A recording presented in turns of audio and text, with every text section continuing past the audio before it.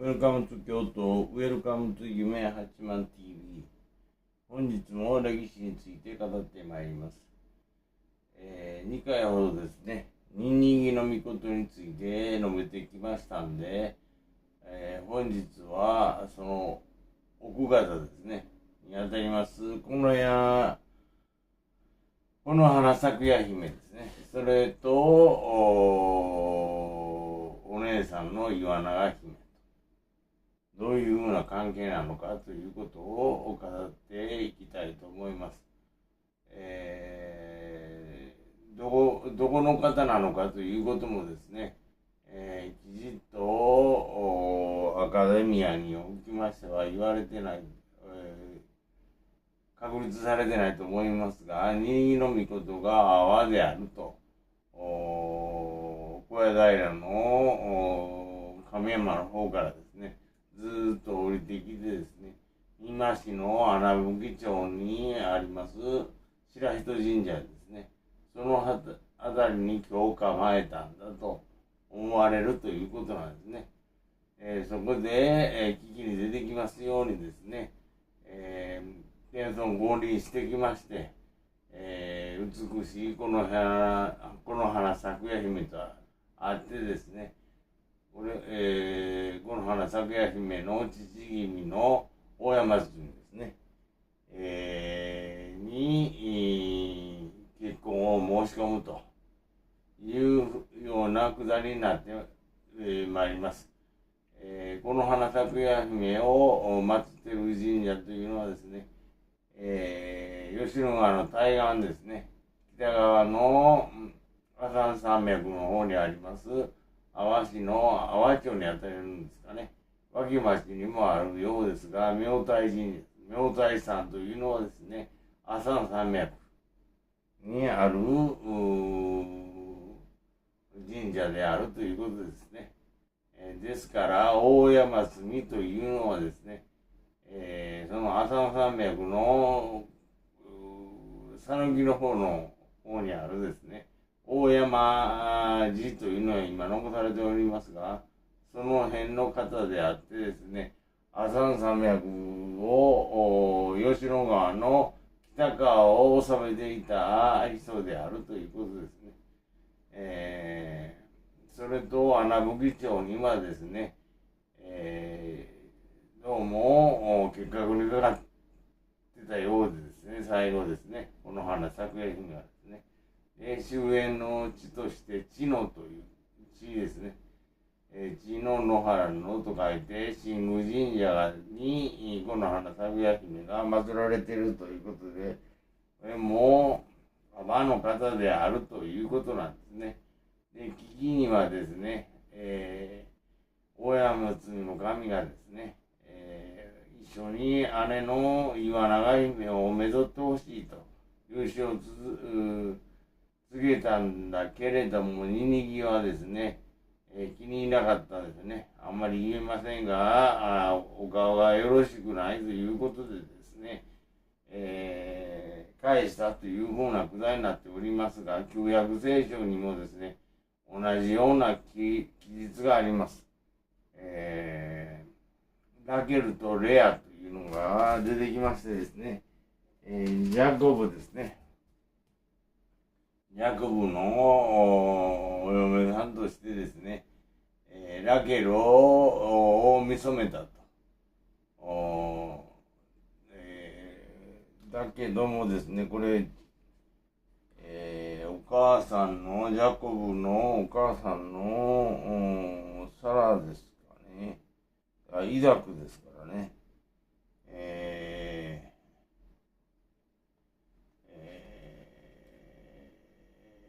レベッカになるんですかね。レベッカの親戚に当たると思います。要するに同族結婚してますわね。それでレアもめとってくれということで旧約聖書におきましてはですね、どちらもめとってですね、だけれどもヤコブはラケルが一番好きだったということなんですが、レアから生まれたのがですね、レビを含むルベン、シモンですね。レビ、ユダ、イサカル、ゼブルン。1、2、3、4、5、6人のお子さんを設けております。ヤコブとレアがですね。ラケルはそれに対してヨセフとベンヤミンですね。最後に生まれております。その間にですね、ダン、ナフタリン、ガド、アシェルというのはですね、2人の球児さんですね。妾として生まれて、全部合わせて、12氏族と。ユダヤの12氏族はここから生まれたということなんですね。そこの記述におきましてですね、ニニギはヤコブであってですね、この花咲夜姫はラケルであってですね、岩永姫はレアであるというふうな、イコール性ですね、が生まれてくるということなんですね。これをどうも危機に取り入れたというのは、あがた犬飼道夫であると思われます。彼女はですね、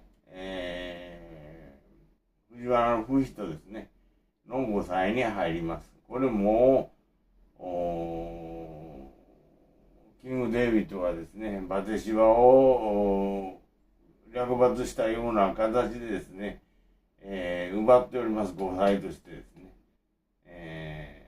このあがた犬飼道夫がですね、立原氏の祖となっていくんですが、京都ではですね、梅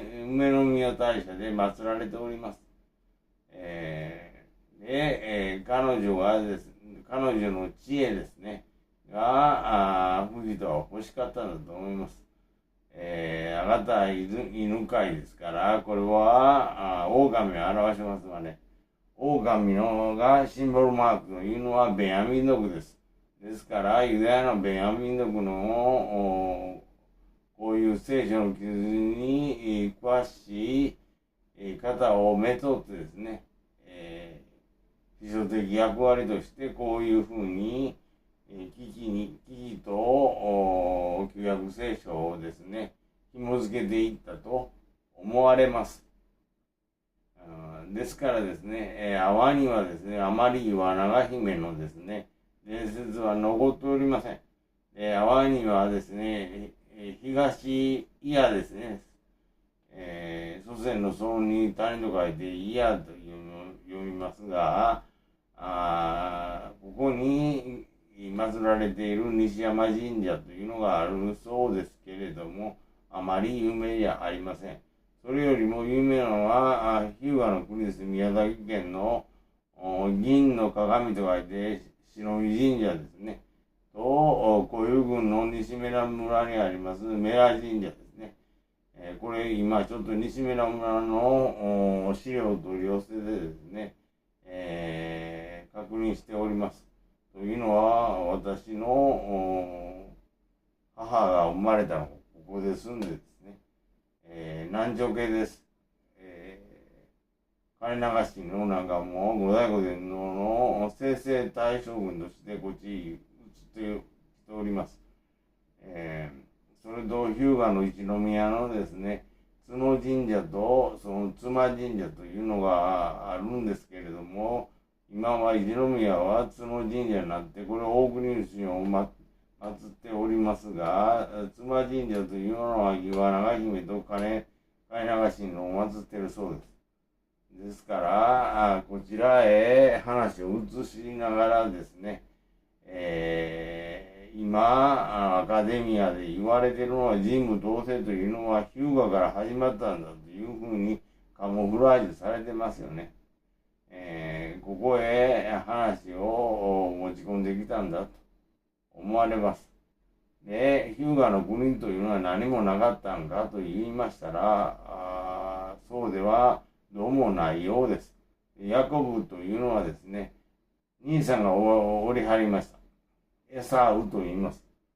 で、イダクですね。イダクがもう年老いて目がよく見えなくなってですね、ジャコブが弟なんですけれども、こちらに継がすというふうに目が見えないのを利用して、こちらに継がしたというような記述が旧約聖書に出てきます。で、失意のもとにですね、エサウの一族がこれエドム人と言うんですけれども、こちらが先に日本の方へ渡ってきた、そこの一つの拠点となったのが今の日向であると思われますね。ですから、東を目指してきたときにですね、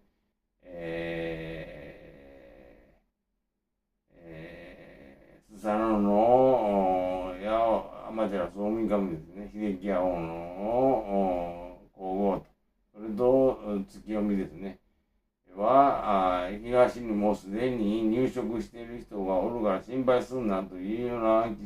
記述が出てきます。で、船に乗ってやってきたんだと。その先にやってきたこのエサウの一族ですね、エドム人がどうも日向の方に先に入植してきたんだというふうに、思われます。それをうまくですね、わからんように、この日向からずっと瀬戸内を通って大阪へ入ってですね、どうのこうのというふうなカモスフラージュしたというふうに思われます。で、こういう岩永姫はですね、京都で脇船神社に祀られているそうですけれどもですね、あまり目立ちません。この花咲夜姫はこの梅宮大社とですね、宇治にあります阿賀田神社ですね、そこに祀られておりますんでですね、阿波の神様をこう持ってきたというふうなことが伺えますね。で、再度、大山について、大山積ですね、の神について申しましたが、これはもう完全に阿波の大山であってですね、鳥取ですかね、にあります大山と言われる方はですね、これは後付けであると。これもわからんようにカモフラージュしたということですね。